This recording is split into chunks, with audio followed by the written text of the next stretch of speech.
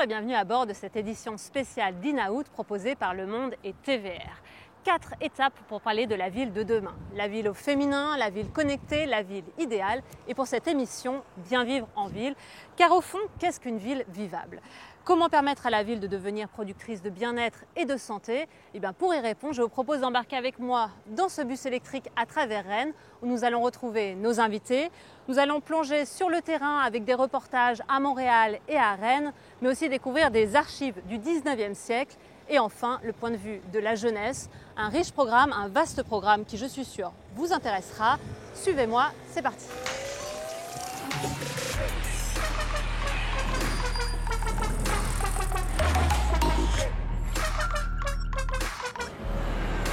On se retrouve dans ce bus qui va nous guider pendant toute cette émission sur le bien vivre en ville et je retrouve ma première invitée, Chloé Voisin-Bormouth. Bonjour. Bonjour. Alors vous êtes directrice des études et de la recherche à la Fabrique de la Cité et auteure d'un rapport intitulé « Les villes productrices de santé » paru en octobre 2020. Et donc vous allez être avec nous pendant toute cette émission pour parler du bien vivre en ville. Et ma première question est très simple finalement. Quelle est votre définition d'une ville où il fait bon vivre ? Si je devais retenir une définition de la qualité de vie en ville, je m'appuierais plutôt sur celle de l'économiste Amartya Sen qui pose la question sous la forme de l'épanouissement, à savoir dans quelle mesure une ville nous permet de nous accomplir, de réaliser les buts que nous nous sommes fixés nous-mêmes. Et ça, je pense que ça permet de couvrir un champ de possibles assez important. Alors on va le voir, tous ces champs de possibles justement dans cette émission. Alors par rapport à tous ces gens qui veulent vivre en ville, il faut savoir qu'on est quand même assez nombreux et que ça va empirer, je ne sais pas si on peut dire empirer ou augmenter, puisque 68% de la population mondiale, selon l'ONU, vivra en ville en 2050, contre 55% aujourd'hui. Et le problème, c'est que 41 millions de décès ont lieu chaque année à cause de ce qu'on appelle des maladies de civilisation. Qu'est-ce que c'est maladies de civilisation ? Alors sous ce terme, on va entendre toutes les maladies qui ne sont pas les maladies infectieuses transmissibles. Donc on va entendre par exemple les cancers, le diabète, les maladies cardiovasculaires et respiratoires, mais également la question de l'obésité et les maladies mentales. Donc toutes ces maladies sont devenues effectivement la première cause, et ça c'est quelque chose qui est très nouveau, c'est la première fois dans l'humanité que ces maladies non transmissibles sont devenues la première cause de mortalité dans le monde et concernent un quart des décès prématurés. Donc c'est pas quelque chose qui est négligeable, mais ça pose un défi considérable, notamment dans la ville, parce qu'on se rend compte que la thérapeutique qui a été développée, la thérapeutique à la fois technologique et médicamenteuse, qui est extrêmement efficace, il ne faut pas l'oublier, mais l'ensemble de ces thérapeutiques reste insuffisante, non pas seulement pour guérir ces maladies, mais aussi en réduire la prévalence. Et c'est là où on voit qu'il y a une interaction forte entre les modes de vie en ville et l'apparition et le développement de ce type de maladie. Et pourtant, les villes ont lutté depuis des années, voire plusieurs siècles, contre les maladies, contre les épidémies. Quels changements majeurs sont apparus dans les villes et dont on hérite aujourd'hui ? C'est très intéressant comme question parce que avant, quand on n'avait pas cette thérapeutique médicamenteuse et technologique extrêmement évoluée, on ne pouvait pas s'appuyer dessus pour pouvoir soigner les maladies. Donc un des espoirs, c'était celui de pouvoir traiter toutes les causes extérieures et non pas les causes internes des maladies, mais ce qui pouvait influer sur le corps. Donc à savoir la question de l'air, la question de l'eau, la question également de l'interaction entre le corps et la nature. Donc de quoi on a pu hériter pendant toutes ces années, donc en termes d'architecture, d'urbanisme. On a beaucoup traité de la question de l'assainissement, donc notamment on peut penser aux grands travaux haussmanniens qui ont permis d'assainir la capitale.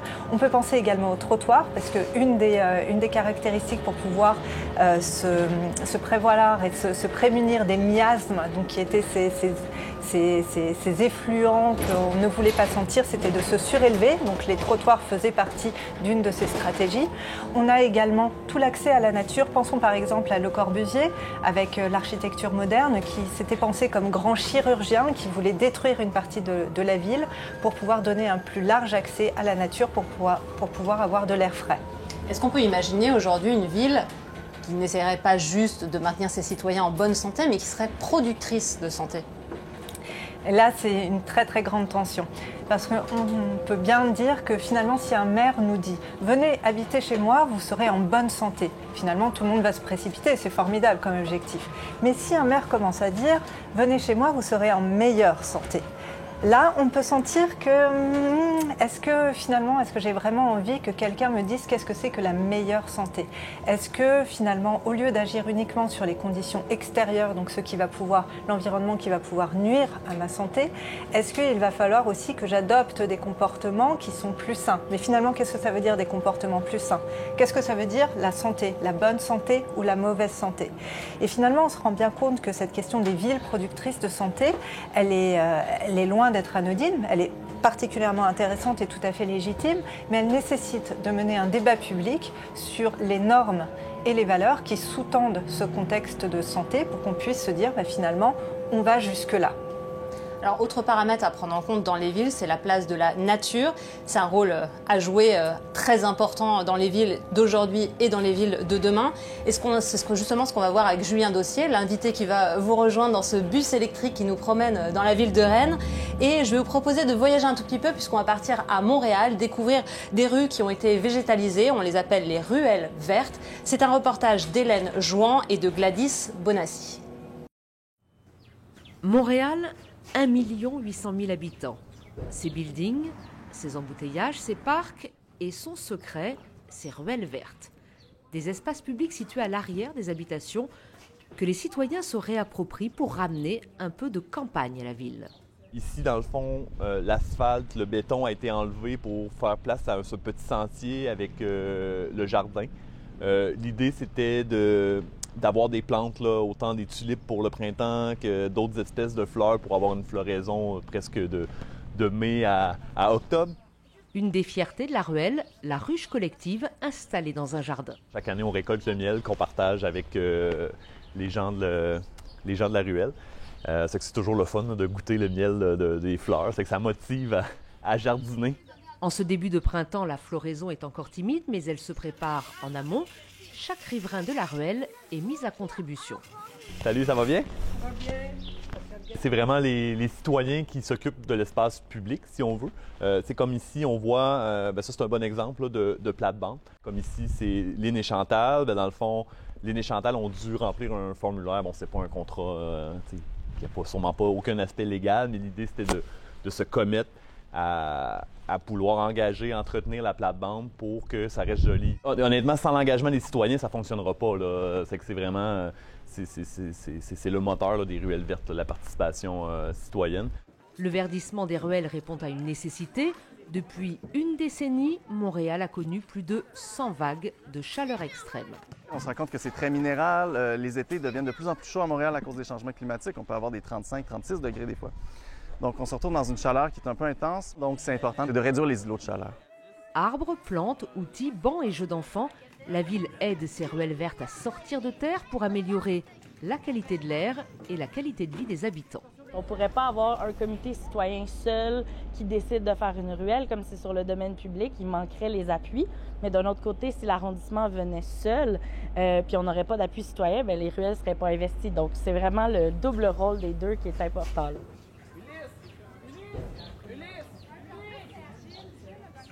Les ruelles vertes amènent vraiment ce côté collectif, vert. Le vert, c'est la vie. On dit aussi que jouer dans la terre, c'est bon pour la santé mentale. Alors, il faut encourager les gens à se parler. La première ruelle verte est née en 1995. Il en existe aujourd'hui 454 à Montréal. De nouvelles fleurissent chaque année et c'est toute la ville qui se redessine.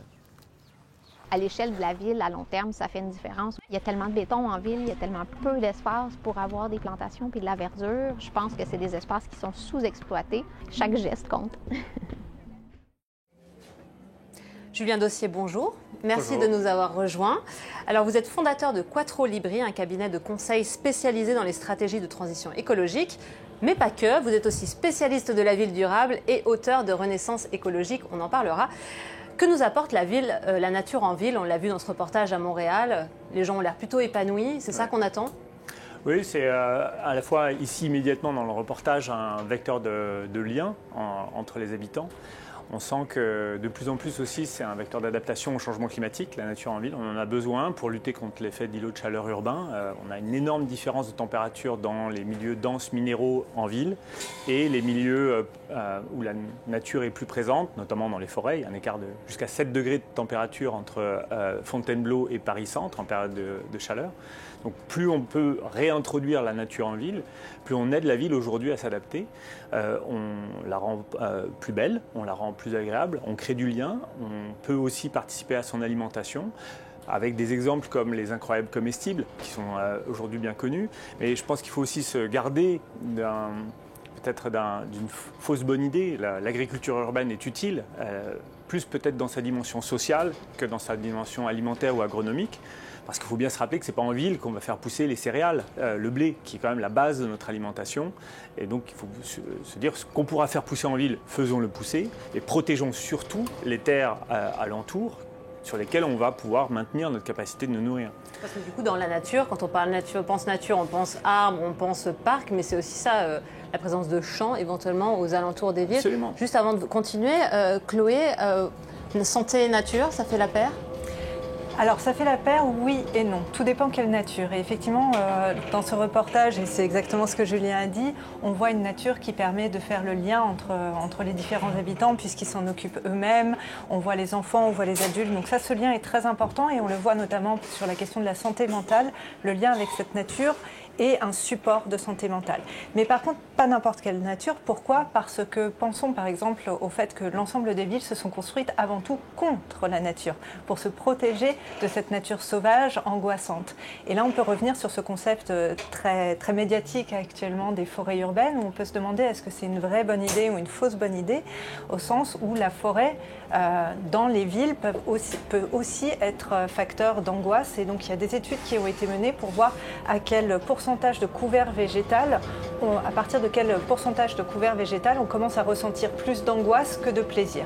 Donc là, je serais assez nuancée sur cette nature. Et justement, Julien Dossier n'est pas très d'accord. On va lui redonner la parole. Mais une question justement pour rebondir sur la réponse de Chloé. À partir de quand la nature a commencé à sortir de la ville ? En fait, on a vu je pense que la différence, c'est à partir du moment où on a réussi à alimenter les villes autrement, grâce notamment au train. C'est le propos de Caroline Steele dans Hungry City, quand elle montre que l'arrivée du train a allongé considérablement les distances d'approvisionnement. Auparavant, pour avoir de la viande fraîche, il fallait avoir de la viande qui marche en ville. Et on n'allait pas la faire traverser des kilomètres et des kilomètres, ou alors on était limité par les voies fluviales.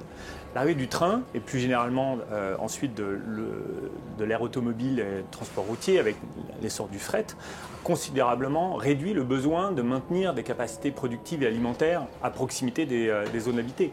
Il faut se souvenir qu'Arpajon, Montreuil étaient des zones qui participaient à l'alimentation du quotidien des Parisiens. Aujourd'hui, on peine à se souvenir de ces fonctions-là. On a encore des traces de leur fonction nourricière avec les murs à pêche de Montreuil, par exemple. Et on a aussi déspécialisé les fonctions qui étaient réservées comme des poches d'alimentation et on les a urbanisées. Et sur la présence de la nature, justement, vous réagissiez tout à l'heure au propos de Chloé sur cette nature qui peut parfois faire peur, il faut trouver le bon juste milieu. Vous en pensez quoi ? Pour moi, il y a deux niveaux de réponse. Un premier, c'est que déjà, on a besoin de plus de nature, de plus de biodiversité pour aussi nous aider à nous adapter à des menaces nouvelles. Je pense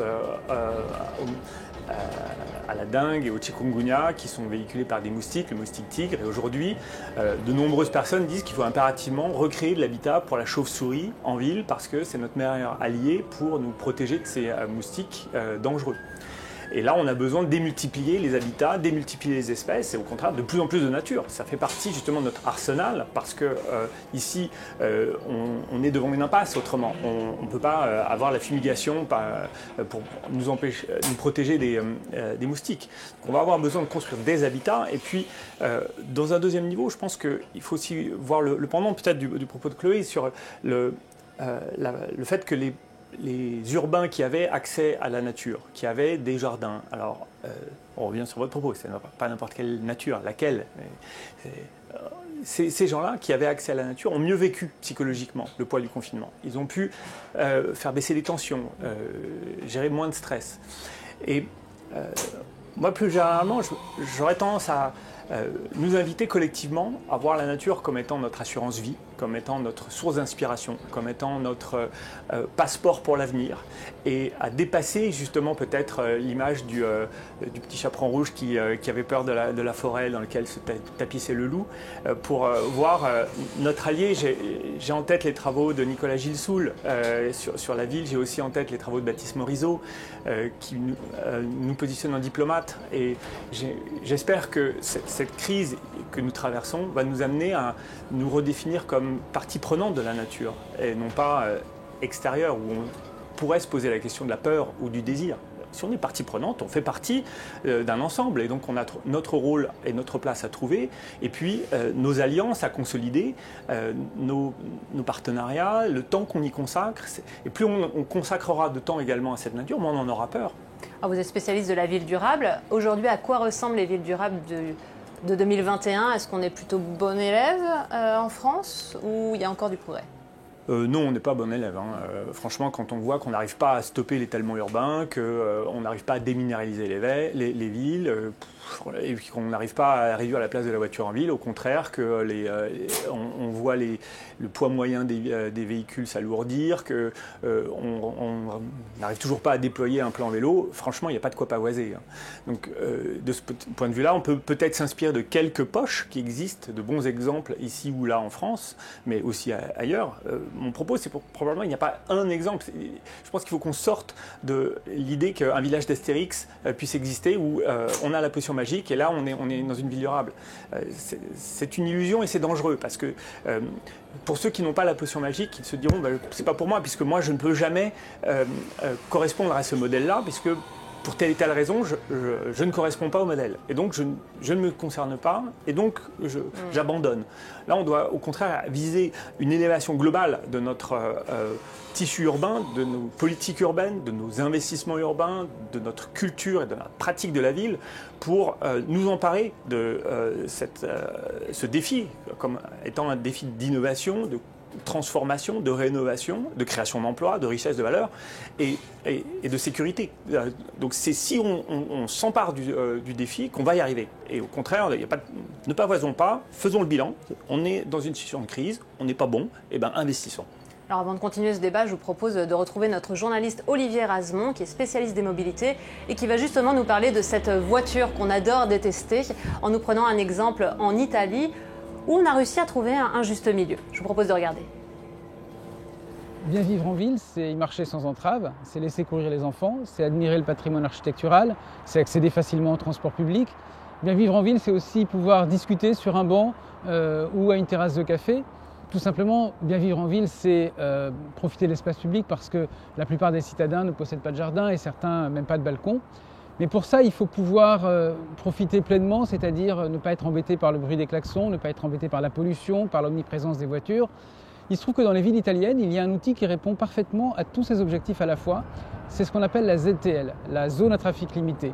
On en trouve aussi bien à Florence, à Bologne, à Turin que dans des villes de quelques milliers d'habitants ou aussi dans des stations balnéaires et touristiques. Alors comment fonctionne ce dispositif ? Dans une ZTL, les seuls véhicules qui sont autorisés à circuler, ce sont les véhicules qui ont quelque chose de précis à faire. Clairement, ce sont les voitures des riverains, des commerçants, des livreurs, évidemment aussi les bus et les taxis. En revanche, dans les ZTL, il n'y a pas ce qu'on appelle le trafic de transit, c'est-à-dire les voitures qui ne font que traverser la ville et qui n'ont rien de précis et qui n'apportent rien de précis à la ville. Le résultat dans une ZTL, c'est que l'ambiance est plus apaisée, il y a moins de bruit, il y a moins de pollution. Les habitants peuvent circuler facilement à pied et à vélo, ils peuvent faire leurs courses, ils se retrouvent le soir d'été dans les villes italiennes à la fraîche pour discuter.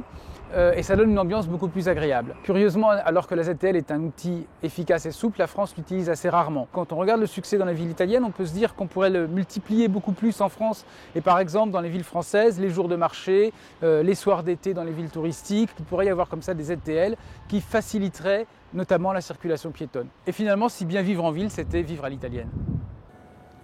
De retour dans ce bus qui nous balade à travers la ville de Rennes pour parler du bien vivre en ville. Chloé Voisin-Bormuth, ces expériences-là, par exemple de ZTL, est-ce que ce sont des exemples inspirants? Est-ce qu'il y a des pays qui vous inspirent pour mettre en place ce bien vivre en ville? Oui, tout à fait. C'est un exemple qui est très inspirant. Dès qu'on parle d'Italie, effectivement, surtout actuellement, on a un peu les étoiles plein les yeux. Mais ce qui me semble plus intéressant dans cette expérience, c'est le fait qu'il s'appuie aussi sur une conception très temporelle de l'urbanisme. À savoir, c'est ce que Olivier Rezemont expliquait, c'est qu'il peut y avoir des moments où on va davantage ouvrir les portes de la ville et d'autres moments où on va davantage les fermer pour pouvoir donner place à des activités qui permettent de mieux occuper l'espace public. Ils ne sont pas figés, en fait. Exactement. Donc ça me semble être très intéressant, sachant que sur cette question de la voiture en ville, de la place à lui donner, il faut toujours être très précautionneux au sens où, comme vous le disiez très justement, on adore détester la voiture, mais il faut bien comprendre que généralement ce type de zone se concentre sur la ville-centre, mais les gens qui viennent de l'extérieur, eux, ont souvent besoin de la voiture. C'est pas des grands méchants qui viennent prendre la voiture uniquement pour polluer. Compte, en fait. Voilà, en fait, ils ont parfois besoin. Donc la question de l'accessibilité de la ville-centre est absolument essentielle et pour pouvoir la garantir à tout le monde, il faut avoir une gestion extrêmement souple. Et on retrouve cette gestion très souple, notamment dans la ville de Vienne en Autriche dont je vous parlais tout à l'heure, qui a eu une politique qui est très intéressante, qui est celle de diminuer certes la part de la voiture, mais par contre de réussir à la maintenir pour toutes les personnes qui sont contraintes d'utiliser leur voiture pour ne pas donner l'accès à la ville-centre uniquement aux habitants de la ville-centre. Alors Julien Dossier, on va rester en Italie puisque vous avez proposé une fresque de la Renaissance écologique inspirée d'une fresque de 1338 réalisée à Sienne d'Ambrogio Lorenzetti, dans laquelle vous expliquez quelles sont les transformations à opérer dans la ville et vous proposez 24 chantiers. On ne va pas tous en parler, mais si vous en avez 2-3 à nous citer comme ça. Je voudrais faire écho aux propos de Chloé justement pour illustrer que déjà cette fresque elle est composée à moitié d'une ville, un espace bâti, et moitié d'une campagne. Et c'est la réunion des deux qui forme une ville. On a besoin d'une ville et d'une campagne. Si on a de quoi nourrir la population qui habite en milieu urbain, c'est préférable. Et parmi les chantiers, on voit émerger la question de l'agriculture urbaine, périurbaine, on voit la question de la biodiversité, on voit la question de l'eau. Et évidemment, dans l'espace urbain, c'est la construction, c'est les comportements de consommation qui déterminent aussi notre besoin, notre dépendance par rapport à la voiture. Plus nous avons un tissu de proximité, plus nous pouvons réduire nos distances, moins nous dépendons de la voiture. C'est des exemples qui nous amènent aussi, avec ce schéma d'ensemble, à nous projeter sur une vision, une représentation, un système qui nous permettent de nous projeter dans un avenir possible. C'est une des clés aussi, un des chantiers, c'est la culture pour nous engager, nous impliquer et nous amener à nous raconter nous-mêmes des histoires les uns aux autres. On a besoin de faire travailler notre imagination et de créer du lien entre nous et cette fresque qui participe. Et justement, pour créer du lien, il faut motiver les gens qui participent, notamment les habitants, puisque là on est en train de parler de créer finalement des projets de société. On ne peut pas créer des projets de société que dans des bureaux à partir de gros dossiers.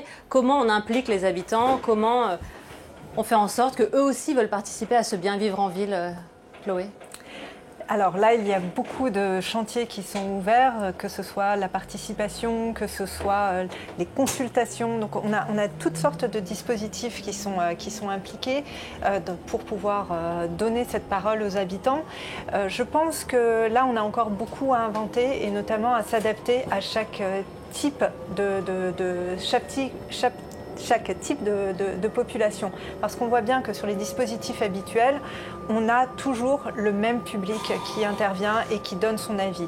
Donc il faut réussir à aller chercher la parole auprès des habitants, de ceux qui sont les plus vulnérables et ceux qui sont le plus éloignés de ce type de parole, et réussir à trouver une bonne balance, un bon équilibre entre la parole habitante et la parole de l'expert et la parole du politique, en voyant que chacun a son positionnement, et c'est le compromis entre les trois qui permettra d'avoir un projet débattu et sensé pour l'ensemble de la société. Julien Dossier, vous parlez justement de la force du collectif pour agir. Oui, et il me semble aussi qu'aujourd'hui on a besoin de nouveaux outils pour pouvoir parler de cette participation. Et je pense qu'on a besoin de ce que j'appelle des kits d'amorçage d'usage, ou des boîtes à mieux, les BAM, pour donner les outils qui permettent de changer les usages. Par exemple, un composteur, par exemple, une épicerie vrac dans un food truck, donc qui apporte le commerce là où il manque.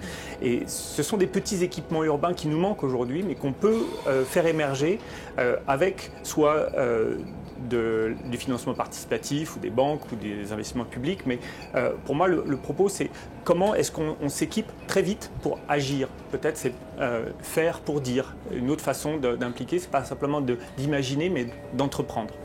Alors quand on parle du bien vivre en ville, on pense aussi au bien vieillir en ville. Et ça passe par la solidarité, par les liens entre les habitants. Et donc on vous propose de rester à Rennes avec un reportage qui va nous faire découvrir des lieux intergénérationnels qui favorisent l'échange et l'entraide, notamment entre les familles et les personnes plus âgées. C'est ce que vous allez découvrir dans ce reportage réalisé par Marion Leduin pour TVN. Le bien vivre ensemble et le bien vieillir en ville, tout un programme. C'est celui de la résidence intergénérationnelle Le Cours des Arts à Rennes. Plus qu'un habitat, cet ensemble de 8350 mètres carrés propose 6 ateliers d'artistes, 3 cellules commerciales, des lieux de vie communs et un jardin partagé. Une innovation avant tout axée sur la création de liens sociaux et l'accès à la culture et à l'art. Dans ce quartier de Beauregard, c'est un véritable village en ville qui compte 119 logements, dont 85 en accession à la propriété et 34 en location, destinés à différents profils de résidents. Cette mixité générationnelle au sein du Cours des Arts s'est faite, je dirais, naturellement. Quant aux financements qui ont été proposés dans le cadre de l'accession à propriété, on a proposé des prêts en primo-accédant, donc forcément on a un profil plutôt jeune. Et sur le bâtiment locatif, on a aussi réservé un volume de logements, appartements meublés à des futurs résidents moins de 30 ans, jeunes salariés. On a réservé aussi 11 logements à des habitants seniors, plus de 60 ans. Donc en lien avec la direction Habitat Social de la ville de Rennes, du coup on est allé chercher des demandeurs de logement qui pouvaient répondre à ces critères-là. Lauréat de l'appel à projet de Rennes Métropole en 2013, le promoteur social Néotoa reste dans la continuité de ses actions en faveur de la lutte contre l'isolement. Lors de la livraison du programme en avril 2019, Marie-Bernadette, âgée de 83 ans, a pu enfin emménager dans un habitat participatif et accessible financièrement, un moment tant attendu. Ce qui m'importait sans doute le plus, c'était de m'assurer que je pourrais vivre des relations de voisinage qui seraient bien au-delà de la civilité, mais qui iraient un peu plus dans le partage. Et on est attentifs les uns aux autres et on prend des nouvelles. Et la mixité, moi je suis pour, ça me fait une stimulation, c'est intéressant. La cuisine équipée, la buanderie collective, la salle commune, le jardin, les lieux ne manquent pas pour rencontrer ses voisins. Mais ce projet d'innovation sociale va encore plus loin en proposant une typologie de logement pour le moins inhabituelle. Nous proposons sur ce bâtiment locatif 8 appartements avec pièces partagées. Chacune des pièces partagées est accessible par un appartement de type 4 qui est occupé par un ménage et un appartement de type 2 qui est proposé à un habitant senior. L'idée, c'est de créer par le biais de cette pièce, du lien intergénérationnel. Donc cette pièce partagée fait 10 mètres carrés. Ça peut être une chambre d'amis, ça peut être un salon, ça peut être une pièce dans laquelle on va partager un café. Il y a des activités diverses qui sont possibles, qui sont effectivement au choix des occupants. Le Cours des Arts est la première expérimentation de résidence intergénérationnelle à Rennes, un projet reproductible avec déjà 2 nouveaux programmes similaires en ville. Alors peut-on finalement bien vieillir en ville, Chloé ? C'est une question absolument fondamentale étant donné que le vieillissement est une réalité dans nos villes mais aussi dans nos campagnes. Et le reportage nous a montré une initiative qui est très intéressante au sens où elle s'attaque directement à une des grandes problématiques qui a aussi trait à la santé environnementale, à savoir la question de l'isolement et de la santé mentale. Et c'est une question qui est à ce point fondamentale qu'au Royaume-Uni, on a même créé un ministère consacré à l'isolement et aux personnes seules. Problématique qu'on on a bien connu cette année passée. Exactement. Et c'est naturellement une problématique qui s'applique encore plus aux personnes âgées. Donc cette question des résidences intergénérationnelles et même cette question plus globale du co-living, du co-working, du tout ce qu'on veut est une question très intéressante. Et il y a une initiative aux États-Unis qui viendrait peut-être compléter finalement ce qui nous a été présenté, c'est celle des NORC, qui là c'est vraiment une initiative qu'on nous a présentée, qui est celle d'un promoteur qui décide de faire de intergénérationnel, mais aux États-Unis, dans ces quartiers de NORC, c'est comment est-ce qu'on peut réussir avec des habitants qui sont déjà en place et qui vieillissent en place pour mettre en place tout un système de services qui permettent aux personnes âgées de rester chez eux et de bien vieillir sans partir directement en maison de retraite, tout simplement soit parce qu'elles sont seules, soit parce que c'est plus compliqué d'avoir quelqu'un qui vient livrer les courses ou apporter du soin à domicile. Donc là, on voit que cette question du vieillissement est de plus en plus traitée par une multiplicité d'acteurs et c'est très heureux qu'on arrive à finalement avoir ce champ qui est investi par plus que les seuls bailleurs ou ceux qui organisent des maisons de retraite. Et c'est une question qui est absolument centrale dans la construction des villes de demain. Julien Dossier, quand on veut créer cette démarche de bien vivre en ville, est-ce qu'il faut une approche globale des politiques? C'est-à-dire qu'on va penser à la fois habitat, urbanisme, transport. C'est nécessaire pour prendre en compte tous ces paramètres? Ça aide, évidemment. Et on peut aussi parler d'alimentation parce qu'il y a aussi des recettes à transmettre avec des savoir-faire de transformation, des produits frais, avec une saisonnalité. Et ce sont des savoir-faire qui sont très anciens dans nos cultures. Et donc, utilisons aussi cette transmission d'une génération à l'autre. En Italie, il y a un exemple de transmission des recettes de pasta des grands-mères. Et faisons vivre ces patrimoines. Et pour ça, on a besoin d'une proximité, comme l'évoquait Chloé. Donc, on a besoin aussi de réduire la vitesse dans les villes parce que c'est rassurant pour des personnes qui sont un peu moins mobiles de ne pas se sentir frôlées par un véhicule qui va très vite. On a aussi besoin de réduire les distances, donc la proximité. Donc on a besoin de travailler sur la politique foncière pour réserver des commerces de proximité, limiter les installations de grandes surfaces en périphérie des villes. Tout ça, ça crée de la dépendance et on voit également que la pratique active de la mobilité, on a parlé de la marche, mais que ce soit également le vélo ou vélo à assistance électrique, ça prolonge la durée de vie en bonne santé des personnes qui sont amenées à avoir une durée de vie de plus en plus longue. Je pense que de manière plus large, on peut en effet élargir la gamme des acteurs. Éloi Laurent parle d'une protection sociale écologique. Et on a devant nous une réinvention des missions de la sécurité sociale et des mutuelles. On a devant nous des chantiers d'investissement, comme je l'évoquais tout à l'heure, avec de nouveaux équipements, de nouvelles infrastructures et de nouveaux modèles économiques. Il va falloir qu'on puisse penser à la valeur que nous créons quand nous, justement, maintenons un commerce de proximité. C'est aussi une valeur qui va se mesurer dans des années ou des mois de vie à domicile qui vont retarder l'éventualité d'un départ vers une maison de retraite ou un hôpital. Donc il y a de la valeur dans ce commerce de proximité qui ne se mesure pas uniquement par le prix de la baguette de pain. Donc on voit effectivement que ces différentes dimensions sont très intimement liées les unes aux autres, qu'elles forment un système, qu'il y a devant nous plusieurs étapes à franchir, avec aussi pour nous une culture de la transition, pour démarrer petit et changer d'échelle par étapes. Et la période que nous vivons actuellement, cette période de transition en quelque sorte, est-ce qu'elle est propice à mettre en place ce genre de nouveaux projets de société, selon vous, Chloé? Oui, je pense. Après, la question est dans quelle mesure ces nouveaux projets de société seront durables. Et donc là, on revient sur la grande question d'un débat qui est nécessaire, de façon à ce qu'on ne soit pas sur un effet de mode et un effet d'opportunité, mais sur un véritable changement en prenant en compte à la fois le court terme, parce qu'il faut toujours, quand on change, il faut avoir des quick wins, des gains rapides qui permettent à tout le monde de se sentir bien et de voir que c'est en train de changer, mais il faut savoir articuler ce court terme à du moyen terme et à du long terme. Et pour ça, il faut énormément de pédagogie et donc aussi énormément de débats publics. Alors Chloé Voisin-Bormuth, vous dites dans votre rapport donc intitulé « Les villes productrices de santé », que le champ de la santé environnementale reste encore trop affaire de doctrine et de politique. Qui alors pour mettre en place de tels projets de ville? Tout le monde. Je pense que là, tout le monde doit absolument se sentir concerné par cette question de la santé environnementale parce que ça ne peut être que le produit d'une articulation entre l'ensemble à la fois des comportements individuels, mais aussi l'ensemble des manières de construire la ville. On ne peut pas penser la santé environnementale comme un secteur qui fonctionnerait en silo. C'est finalement quelque chose qui doit irriguer et changer la façon de construire la ville, mais donc ça concerne absolument tout le monde. Et on est, comme le disait Julien, sur une vision extrêmement systémique.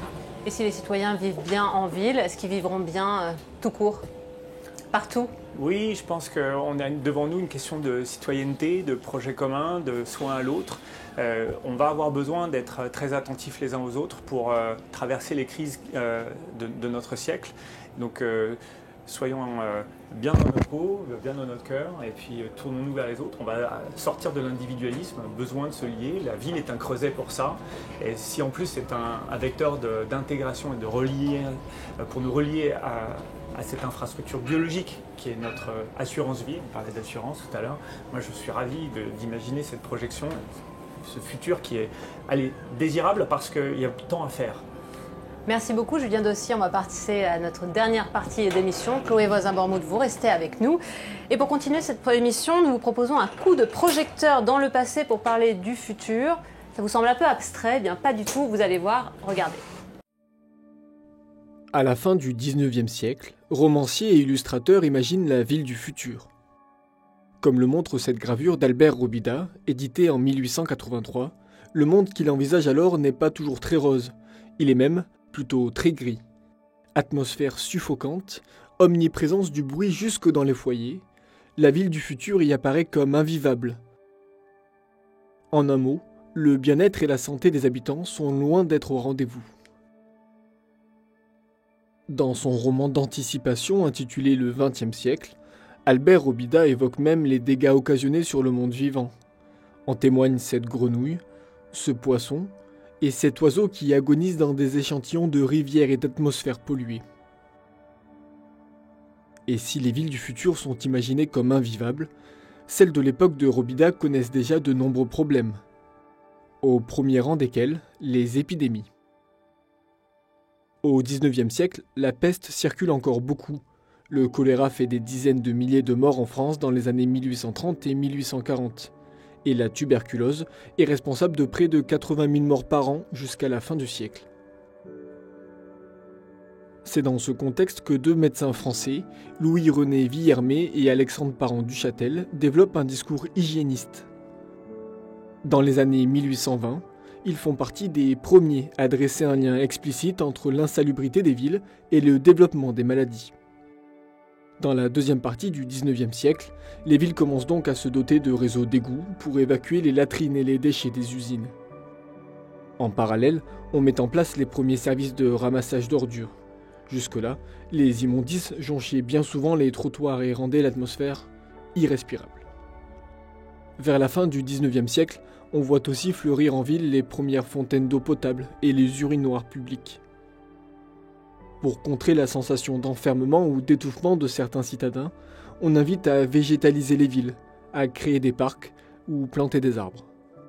Et puis, comme le montre cette affiche, on conseille aux citadins d'aérer systématiquement les lieux clos pour faire entrer la lumière et recycler l'air. Des conseils de bon sens que l'on applique toujours aujourd'hui, qui semblent bien actuels par temps de pandémie.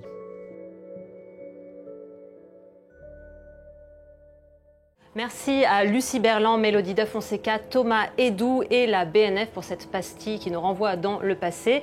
Et pour cette dernière partie d'émission, on retrouve une nouvelle invitée, Valentine Ras, bonjour. Bonjour. Alors il était important pour nous et pour moi, du coup, de faire parler la jeunesse dans cette émission, puisque c'est vous qui construisez la ville de demain. Mais avant d'expliquer pourquoi vous êtes parmi nous dans ce bus électrique qui fait le tour de Rennes, peut-être votre regard sur ces images d'archives qu'on vient de voir. Quel message transmettre, on aimerait transmettre à ceux qui les ont dessinées? Je dirais qu'on retrouve beaucoup de thématiques encore d'actualité et qu'on a quand même réussi à faire des villes, des endroits où on est capable de vivre aujourd'hui quand même très bien, mais qu'on a encore du travail peut-être à faire sur justement notre vision à la nature, comment on intègre tout ça, sur la pression qu'on exerce sur notre environnement pour peut-être les rendre encore meilleurs et continuer du coup dans cette voie-là. Chloé Voisin-Bormouth, votre avis, ce message qu'on pourrait passer à nos ancêtres? Que finalement, est-ce qu'ils étaient visionnaires? Oui, ils étaient visionnaires et en même temps on a fait quand même du bon boulot depuis le 19e siècle. Mais effectivement des thématiques qui ont été abordées de type la question du bruit sur laquelle on a finalement assez peu avancé aujourd'hui reste tout à fait d'actualité. Donc, et peut-être une des... là où ils ont été visionnaires et ce qu'on avait un petit peu oublié, c'est effectivement cette question des épidémies qui peuvent revenir, qui sont cycliques. Ça, on l'avait très clairement oublié. Alors, Valentine Raz, vous êtes étudiante et vous êtes membre d'Horizondelle, qui est une association qui, depuis 2018, cherche à valoriser la biodiversité en ville. Pourquoi vous êtes impliquée dans ce domaine ? Je pense que c'est d'abord un cheminement personnel, une sensibilisation, voilà, quand j'étais jeune, notamment par ma mère, des conférences très inspirantes de Pierre Rabhi, qui m'ont fait que j'ai voulu me tourner dans ma carrière professionnelle, mes études sur ce domaine de l'environnement, et que j'ai souhaité, voilà, dans mon master, à la fin de mon master, mon stage de fin d'études, pouvoir vraiment pleinement me consacrer à cette question de l'environnement et de la ville, parce que c'est quelque chose qui nous entoure et qui, je pense, qui nous fascine tous. Et de belles opportunités aussi de travail. Alors justement, vous défendez la place de la biodiversité dans les villes. Pourquoi elle trouve difficilement sa place, cette biodiversité? Alors quand on parle de biodiversité, ça va être notamment par exemple les animaux, les oiseaux, on les a beaucoup entendus pendant le confinement, mais pourquoi c'est quand même compliqué? Elle trouve difficilement sa place parce que dans la façon dont on a construit les villes, on a cherché quand même à les dénaturaliser en fait, par le bétonnage, par... toutes les contraintes en fait, que l'étalement urbain exerce sur cette nature. Et aujourd'hui, les villes exercent beaucoup de pression sur la nature, soit la pollution lumineuse, la pollution de l'air, la disparition des milieux, qui fait que petit à petit, on a chassé cette nature, mais qu'on cherche aujourd'hui, on se pose la question, voilà, comment est-ce qu'on peut la réintégrer, parce que finalement, on en a besoin pour mieux vivre en ville. Alors, avec votre association Horizondelle, vous aidez à la fois les particuliers, les mairies, les collectivités à réintroduire cette biodiversité. Comment ça se passe? Quels conseils vous leur donnez? Ouais, alors en fait, on a mis en place une méthode d'analyse locale de la biodiversité où on va venir analyser donc une ville avec l'aide d'indicateurs qui vont être des indicateurs à la fois biologiques, donc comprendre les milieux naturels qui sont présents, les espèces présentes, mais aussi comprendre la pression que cette ville exerce sur ces milieux, donc comme je disais tout à l'heure, la pollution de l'air, pollution lumineuse. Et ensuite, on va venir compléter cette étude par des indicateurs sociaux, également de politique publique, pour vraiment comprendre aussi comment les différents acteurs de la ville interagissent avec cette biodiversité. Parce que le but de notre étude, c'est pas de mesurer pour mesurer, mais simplement de mesurer pour pouvoir agir, parce qu'aujourd'hui, on a besoin de cette action. Et en fait, voilà, en comprenant comment est-ce que les différents acteurs se positionnent, sont sensibilisés, quel potentiel d'action en fait ils vont avoir, on va pouvoir cibler les actions les plus pertinentes à mettre en place donc progressivement dans la ville pour pouvoir réintroduire cette biodiversité. Alors on a parlé depuis le début des villes en général, au pluriel, mais est-ce qu'on agit pareil dans toutes les villes? Alors je pense que non, et c'est un peu ce qu'on essaye de voir aussi avec notre étude, c'est qu'en ciblant aussi les milieux qui sont présents, en ciblant comment se positionne la population, on voit bien que non, on ne va pas mettre en place le même plan d'action dans toutes les villes et qu'il faut savoir s'adapter justement en fonction d'où en est la ville dans sa transition, quels sont les acteurs, quelles sont les envies pour pouvoir, le but c'est pas de forcer mais c'est de faire peut-être une transition douce et d'amener en fait petit à petit et de semer des petites graines dans les différents acteurs pour pouvoir réintroduire cette biodiversité. Chloé Voisin-Bormouth, la place de la diversité, de la biodiversité dans les villes, c'est ce qui fait que les villes deviennent des villes durables? C'est peut-être un petit peu raccourci, mais ça en fait partie, oui, naturellement. Effectivement, pour toutes sortes, parce que la nature va remplir beaucoup de services écosystémiques, mais encore une fois, tout dépend de la manière dont elle va pouvoir être utilisée. Et je prendrai seulement un exemple. Si on se rapporte toujours à la question de la santé, c'est toutes les espèces ne vont pas offrir les mêmes services, et notamment certaines vont au contraire peser sur le système de santé au sens où elles vont provoquer de nombreuses allergies.